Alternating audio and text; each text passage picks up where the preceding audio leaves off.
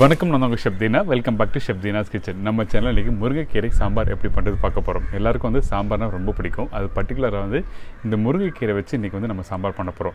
இந்த முருங்கைக்கீரையில் நிறைய சத்து உள்ள ஒரு கீரை தான் இந்த முருங்கைக்கீரை. கண்டிப்பாக நீங்கள் வீட்டில் ட்ரை பண்ணி பாருங்கள். என்னோடய வீட்டில் பார்த்தீங்கன்னா வந்து முருங்கைக்கீரை மரம் இருக்குது. இந்த மரம் வந்து ஒரு 30 வருஷத்துக்கு மரம் சொல்லுவாங்க. ஸோ இந்த மரத்தில் வந்து நீங்கள் பார்த்தீங்கன்னா வாரத்தில் 3 நாள் அந்த கீரை அந்த காயெல்லாம் எடுத்து எங்கள் வீட்டில் இந்த பொரியல் அப்படிலாம் சாம்பார் அப்படிலாம் பண்ணுவாங்க. ஸோ இன்றைக்கி வந்து முருங்கைக்கீரை சாம்பார் எப்படி பண்ணுறது பார்க்க போகிறோம். பர்டிகுலராக இன்னொரு விஷயம் சொல்கிறேன். இந்த முருங்கைக்கீரை சாம்பார் பண்ணும்போது நான் செய்முறை தெளிவாக உங்களுக்கு கொடுத்துருப்பேன். அதாவது இந்த வெங்காயம், தக்காளி, இந்த பருப்பு, புளிலாம் போட்டு வேக வச்ச பிறகு அந்த கீரை இருக்குது பார்த்தீங்களா, அந்த கீரையை ஜஸ்ட் லைட்டாக போட்டு ஒரு கொதி வந்த உடனே நீங்கள் வந்து ஆஃப் பண்ணியிருக்கணும். அதிகமாக குக் பண்ணக்கூடாது. அப்படி குக் பண்ணால் உங்களுக்கு வந்து கலர் மாறிடும். அதுக்கப்புறம் வந்து அது சத்துலாம் போயிடும். ஸோ அதனால் தெளிவாக உங்களுக்கு எப்படி பண்ணணும்னு சொல்லி கொடுத்துருக்கேன். ட்ரை பண்ணி பாருங்கள். இப்போது இந்த டிஷ்ஷுக்கு தேவையான பொருட்கள் பார்த்தலாமா.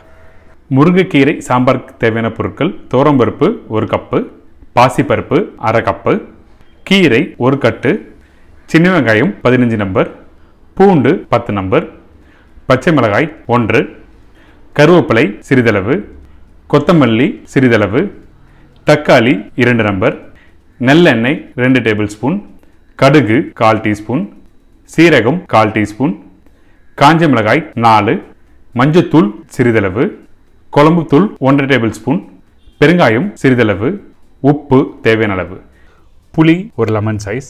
இதாங்க இந்த ப்ரிப்பரேஷன் தேவையான பொருட்கள். இப்போது நம்மக்கிட்ட இருக்க இந்த துவரம்பருப்பும் இந்த பாசிப்பருப்பு ரெண்டுத்தையும் வந்து நல்லா பாயில் பண்ணி எடுத்து வச்சுருக்கேன். துவரம்பருப்பு 1 மடங்குனா 1/2 மடங்கு பாசிப்பருப்பு, அதில் கொஞ்சம் லைட்டாக மஞ்சத்தூள் ஆட் பண்ணி குக்கரில் பாயில் பண்ணி தனியாக எடுத்து வச்சுருக்கோம். அதுக்கு பிறகு இன்னொரு மண்சட்டியில் வந்து நல்லெண்ணெய், கடுகு, சீரகம் தாளிப்பு ஆட் பண்ணியிருக்கேன். இந்த கடுகும் சீரகம் நல்லா பொரிஞ்சு வர டைமில் இடித்த பூண்டு இதில் ஆட் பண்ணுறோம். இந்த பூண்டு வந்து 2 இடத்துல யூஸ் பண்ணலாம். இந்த பூண்டு வந்து தாளிப்பு நம்ம எப்படி போடுறோம் பார்த்தீங்களா, அந்த டைமில் யூஸ் பண்ணலாம். அதே டைமில் ப்ரிப்பரேஷன் கம்ப்ளீட் பண்ணி முடிச்சு வர டைமில் சும்மா லைட்டாக 2 பூண்டு மேலே போட்டு இறக்கலாம். ஸோ 2 விதமாக யூஸ் பண்ணுவாங்க. நான் இன்றைக்கி வந்து டேரெக்டாக அந்த தாளிப்பு கடுகு, சீரகம், பூண்டு, காஞ்ச மிளகாய், கருவேப்பிலை இது எல்லாத்தையும் ஒன்றா போட்டு தாளிப்பாக லைட்டாக வதக்குறோம். அதுக்கு பிறகு காரத்துக்கு பச்சை மிளகாய் ஆட் பண்ணுறோம். இந்த காரத்துக்கு வந்து பச்சை மிளகாய் வந்து ஆட் பண்ணியிருக்கேன். அதேமாதிரி காஞ்ச மிளகாய் ஆட் பண்ணியிருக்கோம். அதுக்கு மேலே வேணும்னா உங்களுக்கு வந்து திருப்பியும் பச்சை மிளகாய் ஆட் பண்ணணும். பவுடர் மசாலா அதிகமாக போட வேண்டாம் இந்த முருங்கைக்கீரை சாம்பாருக்கு, சரிங்களா. அதுக்கப்புறம் வந்து இந்த சின்ன வெங்காயம் வந்து 1/2 கட் பண்ணிவிட்டு இதில் அப்படியே லைட்டாக வதக்குறோம். இந்த வெங்காயம் பாருங்கள் வதக்கி முடித்த பிறகு ஒரு 50% அளவுக்கு வதங்கி வந்திருக்கும். இந்த வெங்காயம் இப்போ காமிச்சோம் பார்த்தீங்களா, அந்தளவுக்கு கரெக்டாக வதங்கிருக்கணும். வெங்காயம் ரொம்ப அதிகமாக வதக்கக்கூடாது சாம்பாருக்கு, சரிங்களா. இதுக்கு பிறகு வந்து தக்காளி, இந்த தக்காளி எல்லாம் போட்ட பிறகு ஜஸ்ட் லைட்டாக சாத்தே பண்ணிவிட்டு கொஞ்சம் மஞ்சத்தூள் ஆட் பண்ணுங்கள். மஞ்சத்தூள் போட்ட பிறகு உப்பு, பெருங்காயம். இந்த வெங்காயம் தக்காளி லைட்டாக வதக்கி முடித்த பிறகு அதுக்கு பிறகு இந்த மஞ்சத்தூள், பெருங்காயம், உப்பு இந்த 3த்தையும் போட்டு சாத்தே பண்ணணும்.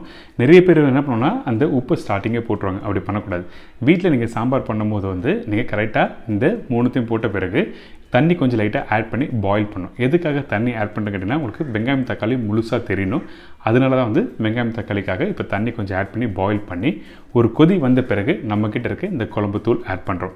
இந்த குழம்பு தூள் எப்படி பண்ணுறது சொல்லி நம்ம ஆல்ரெடி வீடியோ போட்டிருக்கோம். அதோட லிங்க்கும் நான் கீழே கொடுத்துருக்கேன். குழம்பு தூள் வீட்டில் இல்லாதவங்க என்ன பண்ணலாம் கேட்டிங்கன்னா அந்த டைமில் தனியா powder 1 table spoon, 1 table spoon மிளகாய் பவுடர் போட்டு இந்த வெங்காயம் தக்காளியை போட்டு குக் பண்ணலாம். ஸோ உங்களுக்கு 2 ஆப்ஷன் இப்போ கொடுத்துருக்கேன் நான். ஆனால் என்னோடய சஜஷன் இந்த குழம்பு தூள் போட்டு பண்ணிங்கன்னா ரொம்ப சூப்பராக இருக்கும். அதனால உங்களுக்கு தெளிவாக சொல்லியிருக்கேன். குழம்பு தூளோட லிங்க்கும் கீழே கொடுத்துருக்கேன். இந்த மசாலா போட்ட பிறகு கொஞ்சம் லைட்டாக குக் பண்ணுங்கள். அதுக்கு பிறகு கொஞ்சம் தண்ணி ஆட் பண்ணி அந்த பச்சை வாசனைலாம் போன பிறகு இந்த புளி தண்ணி ஆட் பண்ணுறோம். இந்த புளி தண்ணி ஆட் பண்ணி இன்னும் கொஞ்சம் தண்ணி ஆட் பண்ணி நல்லா கொதிக்க விடுங்க. ஏன் கேட்டிங்கன்னா நீங்கள் கீரை போட்ட பிறகு கொதிக்கக்கூடாது. தெளிவாக சொல்கிறேன். கீரை போட்ட பிறகு கொதிச்சுன்னா உங்களுக்கு வந்து அந்த கீரையோட கலர் மாறிடும். அதனால தான் புளி தண்ணி ஆட் பண்ண பிறகு நல்லா கொதிக்க விடுங்க. அந்த புளிப்போட அந்த பச்சை வாசனை அந்த மசாலாலாம் நல்லா குக் பண்ணி முடித்த பிறகு நம்ம ஆல்ரெடி குக் பண்ணி வச்சுருக்க இந்த துவரம்பருப்பு, பாசிப்பருப்பு இதில் ஆட் பண்ணுறேன். ஆட் பண்ண பிறகு தேவையான அளவுக்கு தண்ணி ஆட் பண்ணி நல்லா கொதிக்க விடுங்க. நார்மலாக எப்படி சாம்பாருக்கு நீங்கள் தண்ணி ஆட் பண்ணீங்களோ அதே மாதிரி தண்ணி ஆட் பண்ணி இந்த பருப்பு இந்த மசாலா எல்லாத்தையும் வந்து நல்லா கொதிக்க விடணும். இப்போது அந்த பருப்புலாம் போட்டிருக்கோம்ல, அந்த பருப்பு ஆட் பண்ணி நல்லா கொதி வந்திருக்கு. இந்த டைமில் வந்து நம்ம க்ளீன் பண்ணி வச்சுருக்க இந்த முருங்கைக்கீரை ஆட் பண்ணுறோம். இந்த முருங்கைக்கீரை யூஸ் பண்ணுவோம். இந்த பிஞ்சு கீரை அதாவது இலசான கீரையை வந்து யூஸ் பண்ணுங்கள். முத்தின கீரை யூஸ் பண்ண வேண்டாம். ஏன் கேட்டிங்கன்னா உங்களுக்கு அப்போ தான் உங்களுக்கு அந்த சாம்பாருக்கு நீங்கள் சாப்பிட்றதுக்கு நல்லாயிருக்கும். ஸோ இப்போ இந்த கீரையை போட்ட பிறகு ரொம்ப ரொம்ப இம்பார்ட்டன்ட் ஏரியா இந்த ஏரியா.